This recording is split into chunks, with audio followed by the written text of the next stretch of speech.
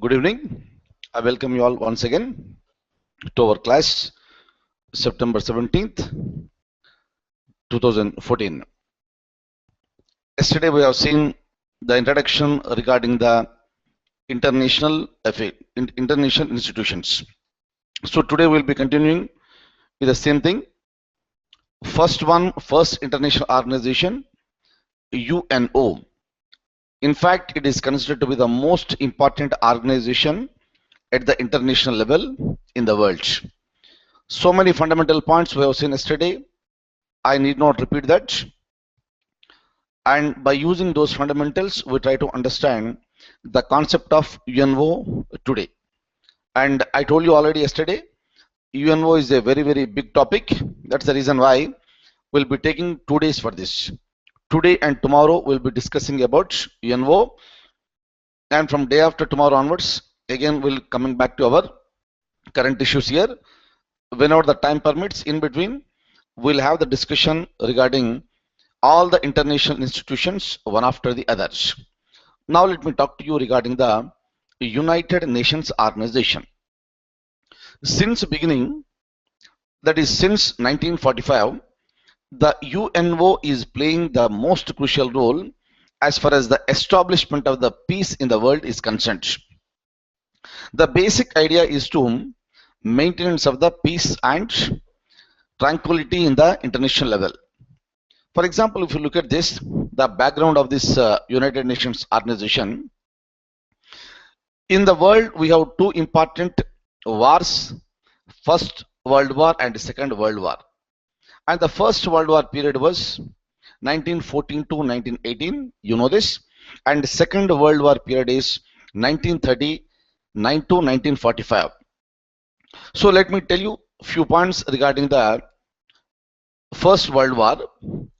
Generally what happens is that whenever there is a war that takes place, obviously all the countries which are taking part in the war will incur a very, very huge expenditure. So there is a loss of the life, there is a loss of the properties. At the same time, so much of money you are supposed to spend.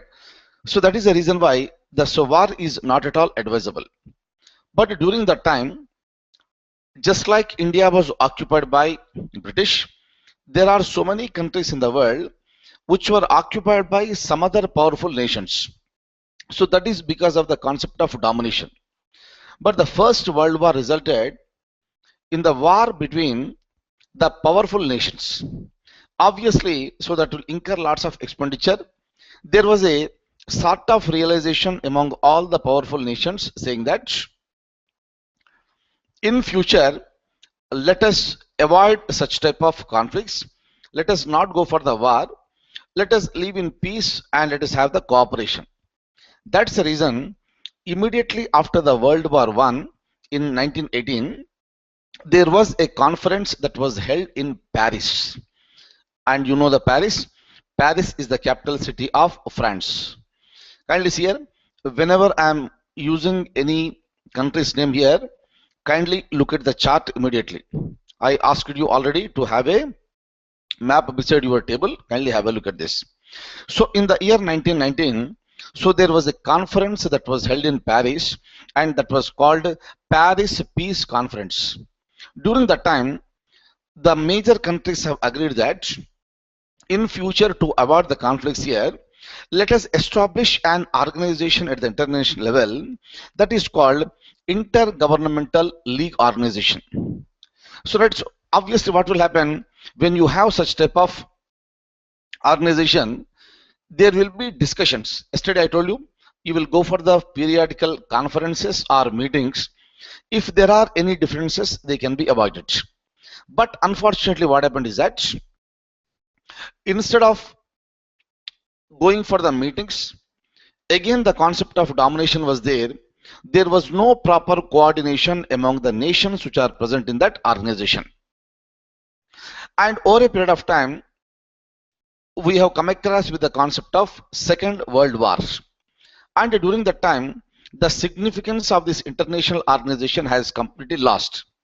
And after the war has begun in the year 1939, again so many countries have started realizing that We are repeating the same mistake again. So in order to avoid the conflicts in future, let us try to have more powerful organization in future, and that was the idea that created the United Nations organization. Kindly remember here, UNO was not created after the World War, but the discussions were going on during the World War number 2, and entire ground was prepared. But right, but the so many countries, so they were reluctant to stop the war, so because of various reasons. But unfortunately, what happened in the year 1945, America has bombed Hiroshima and Nagasaki, and that led to the abrupt end of the World War number 2. And all the countries have thought that this is the right opportunity where we can stop the World War number 2 and start United Nations organization. And so many countries have come together. Altogether, 51 countries have signed the charter, and they have become the original members of United Nations organization. Kindly remember, I am using another word here, original members. Whenever I say original members here, these countries are the members in that organization from day one. And original strength was 51. And I told you yesterday, today the strength has increased to 193. And on October 24th, 1945, the United Nations organization came into existence. That is the reason even today also, every year October 24th is celebrated as United Nations Day. So this is what is happening in general. But kindly remember, today India is also a member in United Nations organization. But India was not a member on October 24th, 1945, and India became a member on October 30th, 1945. So that is the beginning of India's journey along with the remaining world. And even today also, India continues to be a member as far as United Nations organization is concerned. So this is the background of this organization. Now I will show you the document. We'll look into the various aspects related to the United Nations organization, and kindly see here, this is the most important one and most elaborate and most larger one. Hence we'll be spending some time on this. Kindly have a patience and kindly try to follow each and every point. Once United Nations organization is clear to you, you can understand any organization at the international level. That is the biggest advantage. Now let me show you the document. Some of the points related to the background of UNO and some of the points related to the objectives. All the points I will show you to now. Look at this. So this is the UNO, and yesterday I told you every institution will have the objectives, and you know the meaning of the objectives. Look at this. The most important objective of UNO is the maintenance of international peace. Wherever there is a problem, wherever there is a conflict that may disturb the whole world. That's the reason why you might have seen now in Iraq, in Syria. So this ISIS problem is going on, and in the Asian region, if you look at this again, so Russia is trying to interfere into the internal affairs of Ukraine. So that is leading to the deaths of so many people, and unfortunately what happens, that will lead to the damage of the peace. That's the reason UNO has the right to interfere into any aspect, and UNO will try to restore the normalcy. In the absence of the peace, the development is not possible. In the absence of peace, the progress of the world is not possible. That is the reason why at the highest level we are giving the priority for the maintenance of the international peace. Next, second one is the human rights. See, let me tell you few points with respect to the human rights. So we'll try to understand what exactly is this. Now let me come back to the screen. Now see here, when we are talking about the Constitution of India, we said one thing, that Constitution talks about the fundamental rights, and we know what are the fundamental rights. These are the rights which are available in the Constitution, and accordingly, so we can avail these fundamental rights. But the concept of human rights is considered to be much more important than the fundamental rights. But the only thing is that human rights are not mentioned in the Constitution, but fundamental rights are mentioned in the Constitution. Human rights are nothing but giving respect to the dignity of the other individual. If the human dignity is not maintained, that is considered to be the violation of the human rights. For example, if you look at India, in some places, the police will unnecessarily go for lathi charge on some of the people. Right to protest is very much permitted in India or any other country, but when police jump onto them and the students or any other group are beaten by the police, that is considered to be the violation of the human rights.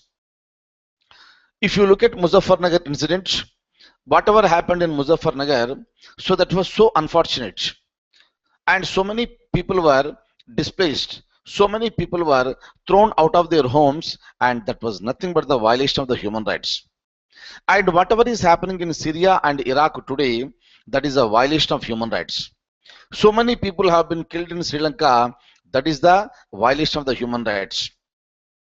And wherever any problem is there for rights of the people, that is considered to be the part of the human rights, and that must be dealt very seriously. That's the reason over a period of time the concept of human rights started gaining strength.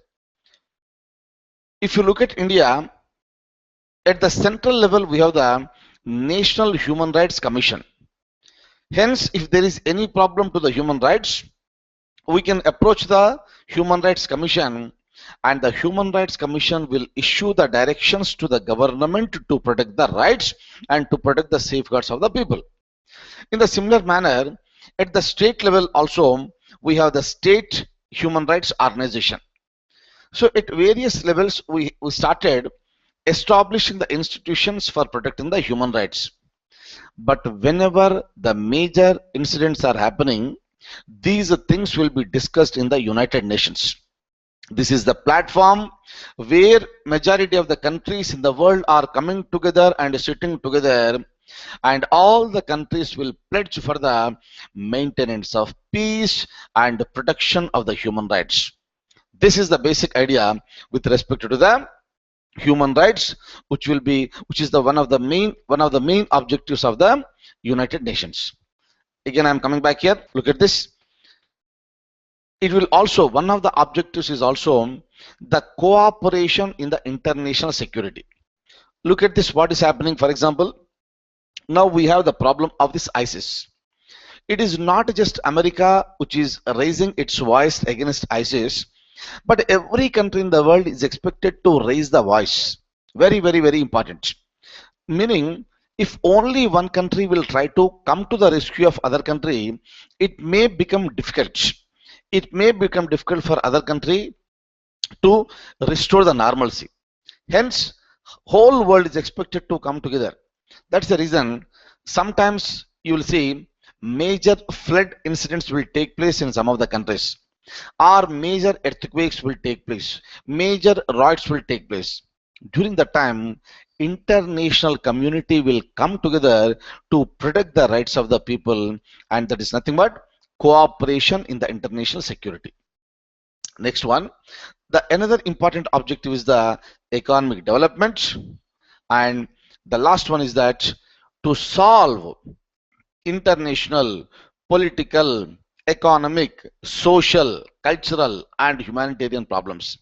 That's the reason why in the United Nations, if there is a problem in India, if there is a problem in Sri Lanka, if there is a problem in Russia, Syria, Iraq, or United States of America, the right platform to discuss is the United Nations Organization. So these are the objectives of the UNO. Kindly remember all the 5 here.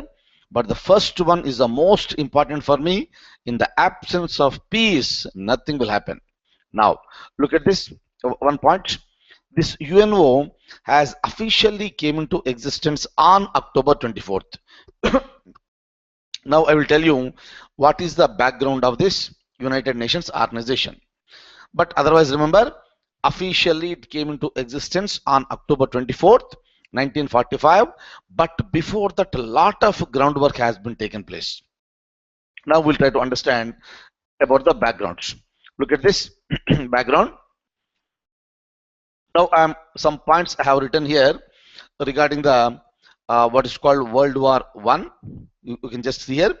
After the World War One, and I have written the period. Can you see here in some of the smaller level examination, maybe in SSC Group 1 or Group 2, they may ask you the World War period also. Here it is a World War period, 1914 to 1918. Right. So that right, the Allied victors set up the peace terms. The conference took place in Paris in the year 1919. Hence, it is also called the Paris Peace Conference. And you know what is the meaning of the conference. This conference took place in Paris after World War I. Look at this. Even this Paris Peace Treaty, it also reshaped the map of the Europe. Now look at this. During the treaty, more than 30 nations were present, but Germany and USSR were not invited. Kindly see here, if you look at the USSR, there is no country by name USSR. There was an existence of this nation, very, very large nation. But over a period of time, this USSR has been disintegrated into various nations. And one of the nations in that USSR was Russia. Right? And Russia, Ukraine, all the nations which are present over there, put together, it was called USSR. And look at this, it stands for Union of Soviet Socialist Republics. Except Germany and USSR, remaining nations have come together. Now look at, during that time, we used to use a term called Big Four. Look at this Big Four. Sometimes, again, remember, in some of the questions in the examination, they will ask you, which of the country is not a part of the Big Four? Look at this. These are the leaders of the four great powered countries. Look at this. United States of America, UK, France, and Italy. So during that time, so these were the presidents or the prime ministers as per the case. Whatever it is, these are the four countries put together is called the Big Four. Remember the names kindly, very, very important for the, especially for smaller level examinations. Next, look at this. Next point, I'm coming here. I'm highlighting this one. Kindly have a look at this. The result of the Paris Peace Conference was the creation of a new organization called League of Intergovernmental Organization. Very, very, very, very important. So this LIO, the League of Intergovernmental Organization, has come into the picture because of the Paris Peace Conference. Paris Peace Conference has been taken place because of the World War I. Kindly remember these points here. In order to avoid the problems in the future, you need to have certain organizations. That's the reason why this League of Intergovernmental Organization is considered to be the first major international organization. And the purpose is same. Just now I spoke to you regarding the establishment of peace in the international level is the main objective of the UNO. But before I have this UNO, we have League of Intergovernmental Organization. Kindly remember, whatever the functions that were doing, that are being done by UNO today, most of the functions were the objectives as far as the LIO was concerned. League of Intergovernmental Organization was concerned. But unfortunately, there was no proper coordination among those nations. That was the reason why League of Intergovernmental Organization was collapsed. Today, UNO is continuing and it is gaining strength day by day. It is because the countries are working in coordination. That is the biggest difference. That's the reason why, kindly remember, today I have UNO, and before that it was called LIO, League of Intergovernmental Organization. That's the reason LIO was considered to be the precursor of UNO. Precursor in the sense, what is the organization which was existing in the world before the establishment of the UNO, which was doing the same functions? Answer is the League of Intergovernmental Organization. Hopefully you are following this. Now, let me show you the document once again. Now look at this. This League of Nations was the first permanent international organization with the objective of maintenance of the world peace. Very, very important. The first meeting took place on January 16th, 1920 in Geneva. Kindly remember the year. You need not remember January 26, but kindly remember the first meeting founded in 1919. But the first meeting took place in 1920. Where? In Geneva. Look at this. Of course, these are not important. Basically, so nowadays they are not asking the questions regarding this type of questions here. Who was the first Secretary General of this League of Intergovernmental Organization? So the answer is the Sir James Eric Drummond. He belongs to Scotland. And the last one was the last Secretary General was the Sian Lester of Ireland. But look at this point here. This LIO was dissolved on April 20th, 1946, meaning LIO is no more existing. Immediately after starting the UNO, LIO has been dissolved because they understood that there is no significance for the existence of the LIO. Look at this. Just scrolling it up. No, have a look at here. During the 1930s, because of the problem with the Axis powers, the League of Nations was proved to be incapable. Simple. Now look at this. Germany, Italy, Spain, Japan, they withdrew from the League. Obviously, what happens over a period of time, they understood the incompetence of this organization. Hence, slowly the countries have started withdrawing this. Now, as there was a Second World War, the League of Nations was criticized for its failure to prevent the same. Right? So we are going for the World War #2. You could not stop it. That is the reason why this LIO was criticized. Look at this. After the World War II, the League of Nations was replaced by UNO. Same points. Look at this. The UNO is a platform for dialogue and to solve international social, economic, and humanitarian problems. We have seen all the points. I have explained you already, but certain facts are here. Kindly have a look at this. I'm just scrolling it up. Now I am highlighting. Again, these will be the questions in some of the examinations. Who coined the term United Nations? Kindly see here. When I'm talking about the coined here, the word coined. So who designed this word? Clear, that is a UNO. That is important for the examination point of view. Kindly don't neglect any point. It may be a question in any examination. Clear? With respect to the latest one, current affairs, that will be touching now. But otherwise, kindly remember, so all the points, what I'm showing it to you.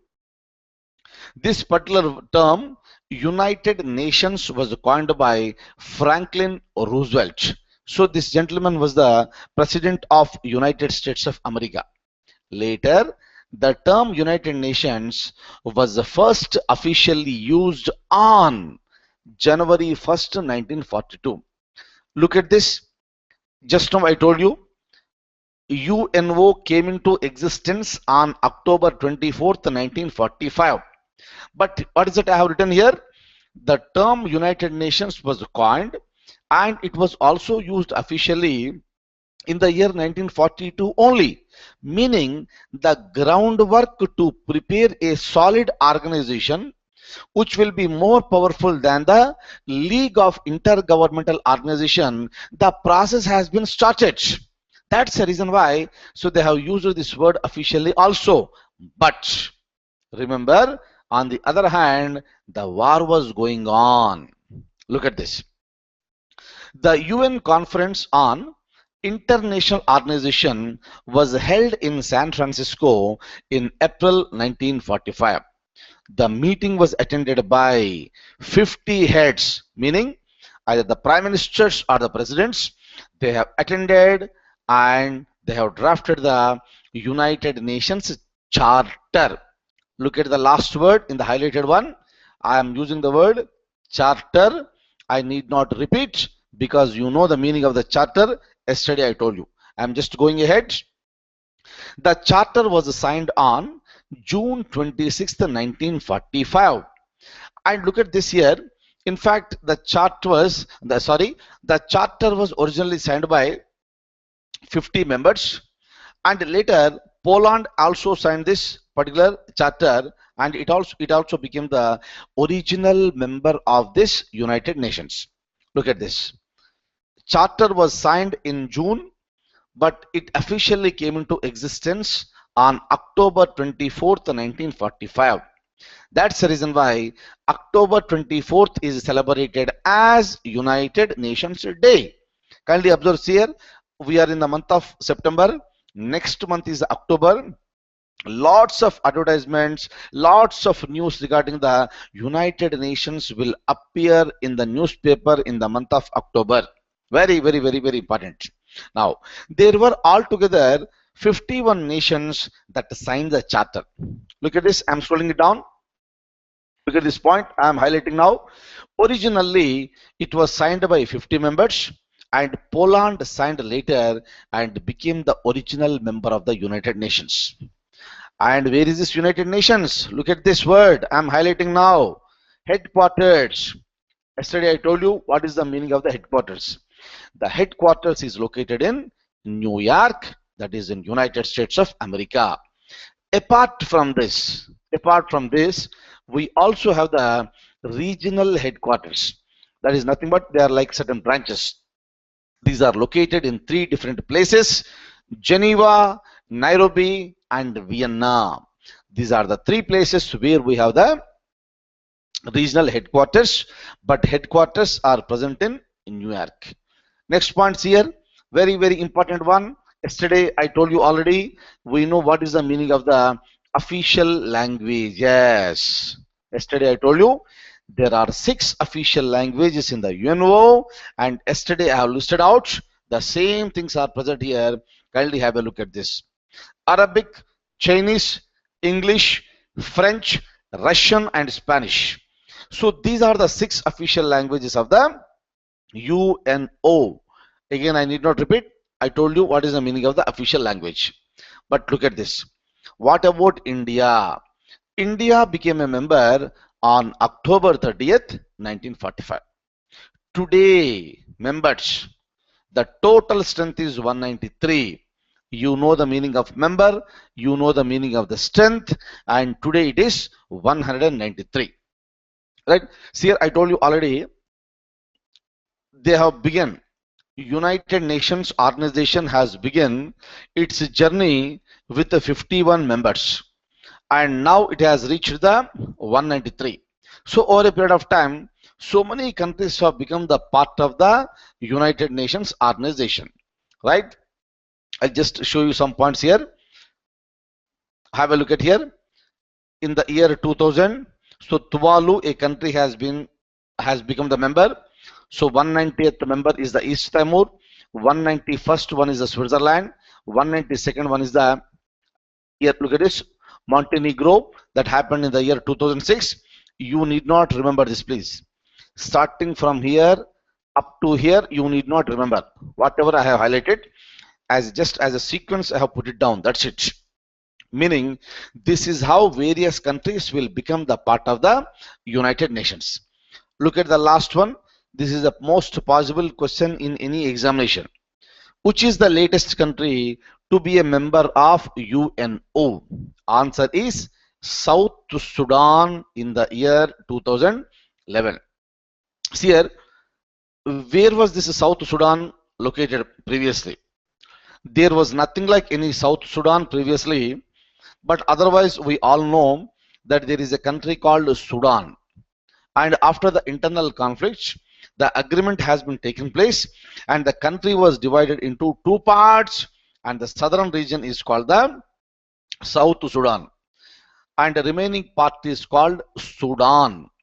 Otherwise, the original Sudan is already a member in the United Nations organization.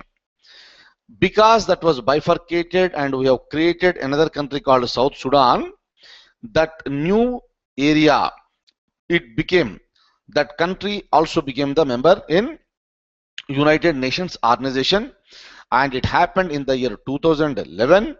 Since then, the number is 193. Of course, there are so many countries, they want to become the members in the United Nations organization. Yesterday I told you, the strength is always dynamic. Maybe in the nearest future, Palestine may also become a member of the UNO, right? But as of today, the number is 193. Now look at this. The Palestine has requested for the membership in the United Nations as 194th member. So far it is not accepted. Maybe in the nearest future it may be accepted and Palestine may become a member of UNO. Okay, now look at this. I'm going to the next point. Have a look at this. The first meeting of the United Nations took place in Westminster Central Hall in London in January 1946. See here, this is a subject matter of GK, that is general knowledge. The headquarters of UNO is located in New York. We know this. That's the reason today, if you have the UNO meetings, these meetings will take place in New York only. But the first meeting took place outside New York, outside America, that took place in London. This is a very, very, very important point, and it's a part of the general knowledge. Kindly remember this. Now I am scrolling it down. Look at this. There are some principal organizations in the United Nations here. Now let me tell you what exactly is this. Now see here, United Nations organization itself is a very, very large organization, I told you, and it has so many functions to perform. But as a single body and single unit here, if it start performing its responsibilities, it may become very difficult for that group to function further. That's the reason within the United Nations, some more subunits have been created and each unit will be functioning. There is a coordination, but when it comes to the respective individual function, each unit has been given the various functions. Of course, there are so many individual units within the United Nations, but the principal units are 6 in number. Kindly remember, they are 6 originally, but over a period of time, the functions of one unit have been nullified. It is no more existing. That's the reason as of today we have 5 important organizations within UNO. They are called principal units of this UNO. Am I clear? Now I will show you the list of this. Kindly have a look at this. Now, so there are 6 principal organizations, but one has been removed. We'll have a look at this. Kindly remember these names here. These names will be coming into our discussions very periodically, and this is part of the international affairs. Kindly remember, General Assembly. Hopefully, if you are reading the newspaper regularly, by now you might have come across with the word General Assembly.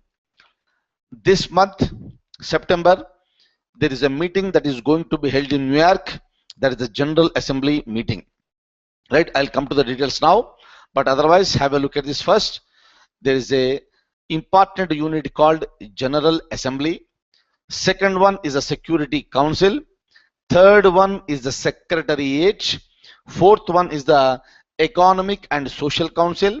Fifth one is the International Court of Justice. Kindly remember this one. The last one, just have a look at Trusteeship Council, but it is no more in operation. It has been suspended in the year 1994. Very, very important. That is the reason why I don't have the sixth one. Right now, I have only 5 which are considered to be the very, very important units of the UNO. See, another important point, let me tell you. Just now I told you the headquarters of UNO is New York. But within UNO, I have 5 subunits. 1, 2, 3, 4, and 5. Have a look at this. Blindly remember just one point. General Assembly is a separate unit, Security Council is a separate unit, and each one is a separate unit. That's the reason why. So you are expected to have some separate offices for this. Kindly remember 1, 2, 3, and 4. The first 4, the headquarters are located in New York. Hope you are getting me. 1, 2, 3, 4, they are located in New York. And if you look at the last one, it is located outside America. It is located in The Hague, that is in Netherlands. 1, 2, 3, 4, United States of America, New York.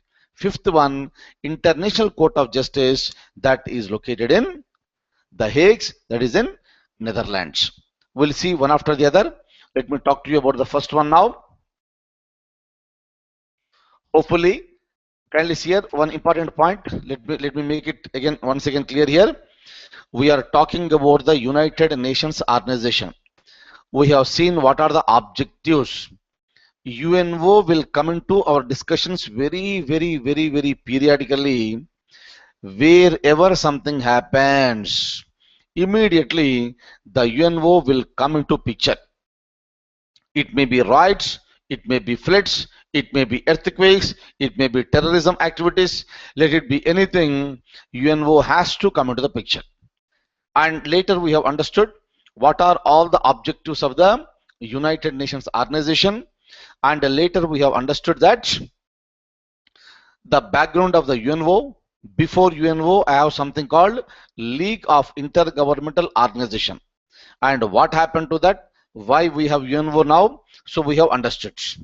Later, we started looking into the structure of this UNO, and we came to know that there are 5 units that are present in the United Nations Organization, and you have seen the whole list. But when it comes to the headquarters, the first 4 are located within New York, and the last one, the International Court of Justice, that is located outside America, that is located in Netherlands. So these are the points what we have seen so far. Now I'll go to the next one. So let me touch the so-called the first one. We'll have a discussion on the General Assembly. Clear? Today we'll have the discussion on General Assembly, and the remaining 4 let's complete it tomorrow itself, because day after tomorrow I must go to the, so again the current affairs topics there. Now I'll show you the document now. Look at this. The General Assembly. Look at this. The headquarters is located in New York. We know this. And yesterday I was telling you, whenever you have an organization, you should keep on meeting periodically, regularly. The General Assembly. Look at the point I have highlighted here. The General Assembly meets at least once every year. Minimum is 1 time every year. If you want to discuss anything else, if something is urgent, again you can go for the second meeting, third meeting. If you want to go, you can go. But minimum is 1 time. Next, all member countries have equal representation, meaning every country is represented in the General Assembly. Look at this. What the General Assembly will do here. Important point here. The General Assembly function is to oversee the budget and appoints the non-permanent members to the Security Council. See, here I am using 2 words here. One is the budget, Second one is the appointment of non-permanent members. Let me tell you a few points here. When we talk about the budget, it is the same concept what we use in India. Just like India or any other country, we use the concept of the budget. This concept is also present in the United Nations organization. And the responsibility, one of the responsibilities of the General Assembly is to oversee the concept of the budget. Number two, it will also oversee the appointment of the non-permanent members in the Security Council. What is the Security Council? We will try to understand tomorrow. But kindly remember one thing, Security Council is another important organ within this United Nations organization. In that Security Council, I have 5 members. Apart from that, the provision is very clearly there. There can be 10 non-permanent members, and those non-permanent members will be appointed by the General Assembly. Regarding that, we'll try to understand tomorrow. But one of the responsibilities of the General Assembly is that it will appoint the non-permanent members of the Security Council. Now again, I'll come back to the screen. Look at this. Now, the first meeting was held in January 1946. Each member country has one vote. What do you mean by voting here? Just like in the Lok Sabha, the people will vote. Just like in the Rajya Sabha, the members will vote. In the similar manner, whoever is representing from India, they will be voting. Who will be representing any country? 193 countries, 193 representatives, they will go for the voting. Next, what exactly these people will do? That the General Assembly will give recommendations on peace, security, election of the members to the various organs of UNO, admission of the new members, suspension or expulsion of the existing members, and it will also decide the budget. See here, yesterday I told you the membership is dynamic. That is the reason why if you look at the line number 2, I have added the word admission. Admission means we are welcoming a new country into the UNO. Suspension means it is a temporary action. You don't allow a country to attend the meetings for a period of time. Expulsion, come on, send the country out permanently. So through admission, the strength will increase. Through expulsion, the strength will decrease. Yesterday we have understood this point. Now, as of today, clear? I am telling you today here. So today I'm on September 17th. As of today, there is a president for General Assembly. Every time we'll have the president. Today the president is John W. Ashe, and this man belongs to Antigua and Barbuda. So like today is here, but kindly see here, the term of the president is 1 year. And just now I told you, every year at least one time the General Assembly will meet, and generally they will meet in the month of September. So this month we are going for the General Assembly meeting, and whenever you start the assembly meeting here, that assembly meeting will be started by a new president. But if you look at this John W. Ashe, this man was elected in June 2013. So meaning in the year 2013, when the meeting of General Assembly was held, it was presided over by John W. Ashe, and he is continuing as a president even today also. But at the end of this month, whenever we meet again for the General Assembly, that will be headed by a new person, and that new person will act as the president. That is the reason. Look at this next point. Kindly have a look at this. Sam Kutesa of Uganda has been elected as the president. Election is already over on June 11th, but he will be heading the General Assembly which is going to be held in the month of September, that is this month of 2014. Hope you are following this one. Meaning is simple. If you are writing any examination this Sunday, if there is a question, then answer should be John W. Ash. Or if there is a question, who of the following has been elected as the President of General Assembly, then answer should be the Sam Kutiza of Uganda. And after the meeting has been started, for the coming 1 year, whenever you have any examination, then who is the President? Answer will be Sam Kutiza. Hope you are following this. Like this, you need to go for it. Next. And what is the term of the President? The term of the President is 1 year. We have seen already. The President, who will elect the President? The representatives who are present in the General Assembly, they will elect the President. Next. Look at the another point. Note I have said. So wherever you come across with the word note, that should be important for us. It is a custom that a national of permanent member of United Nations Security Council never serves as General Assembly President. Very, very important. There are 5 permanent members.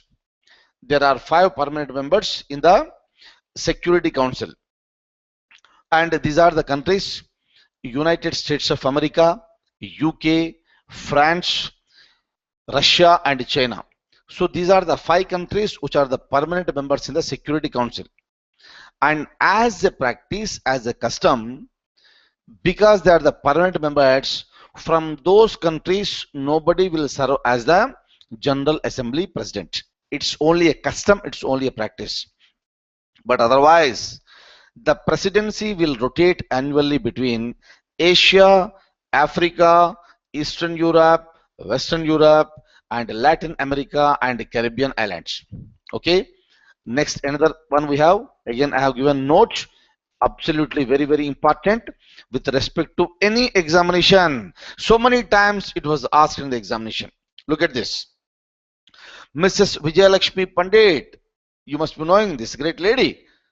She was the sister of Jawaharlal Nehru. And she was elected as the President of United Nations General Assembly for the 8th session. For the 8th session that was held in the year 1953. And fortunately for India, it's a credit for India, she was the first woman elected President of the General Assembly. It is fortunate because she is an Indian. Very, very important. Kindly remember this point here. Next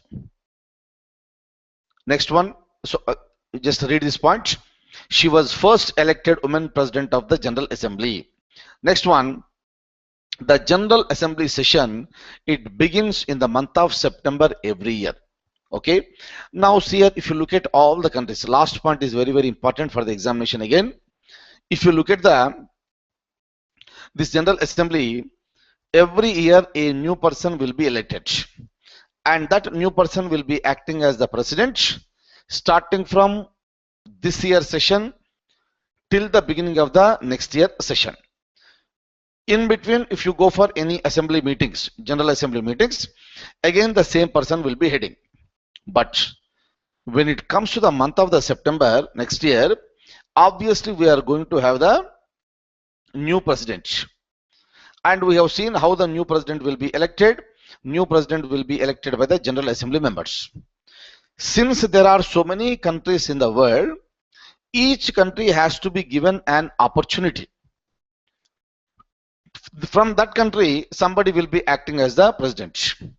That's the reason so far no country has been given 2 chances so that somebody from that country will be acting as the president. But only Argentina has been given this opportunity so far. Very, very, very, very important. Which country has been permitted to be the president of the General Assembly for second time also? The answer is the Argentina. I'll just show you this point here. Now look at this. Look at this here. Argentina is the only country to head the General Assembly for 2 times. Clear? When it comes to India, it was Srimati Vijayalakshmi Pandit. It was only one time so far. After that, no Indian headed this. But from Argentina, it happened for two times. Clear? Am I clear? So this is the regarding the so-called the General Assembly. Fine. So hope you have followed these points here, and the remaining things like Security Council and other things, we'll have a discussion tomorrow, and we'll be completing the rest of United Nations tomorrow here. And kindly, it's a request again, kindly revise yesterday's class and today's class. Try to have as much grip as possible on these areas. It will be really very useful in understanding any international institution, in understanding any international relations. Clear?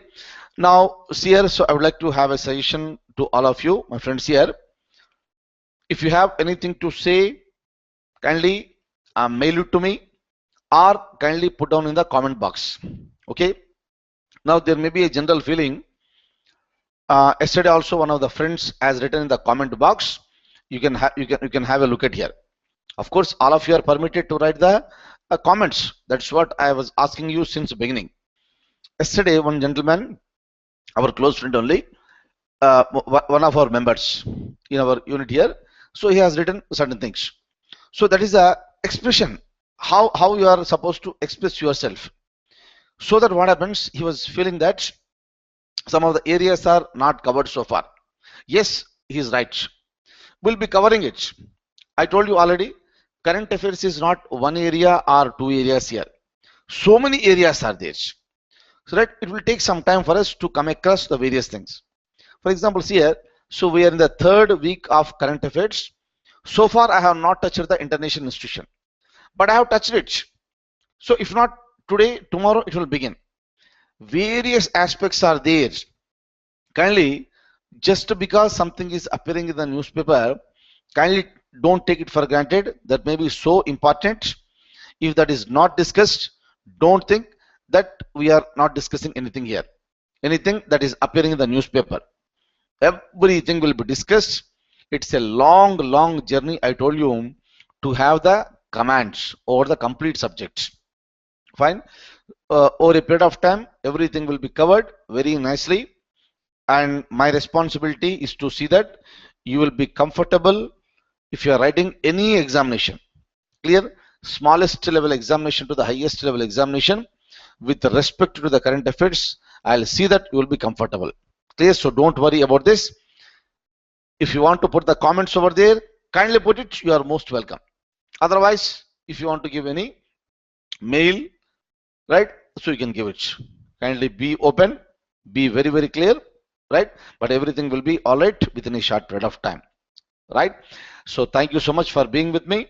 Tomorrow again at the same time we'll have a meeting. Till then, have a nice time. Good luck.